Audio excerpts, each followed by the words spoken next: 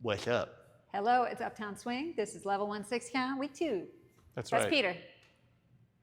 It's true. On station. Oh, yeah. Okay, so we did Frankie Sixes today. It was great. You rocked it. It goes like this. Rock, step, triple step, switch the hand. Rock, step, triple step, sneakle step. Where's Stacia? Nobody knows.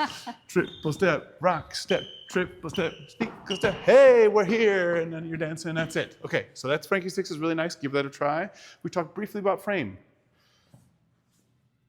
Too much. Too little. Just right. It's a porridge situation. Just get it in the middle somehow. And we want to keep it relatively firm. Followers, remember to connect to yourselves. Leaders, you want to keep your hands working in concert so you don't say two different things to your follower at the same time.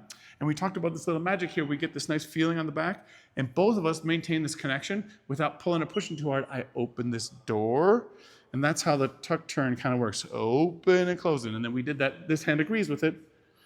Open, close, turn. That's how we start stuff off. It'll make your life easier. It's going to be great. Good job. We'll see you next week.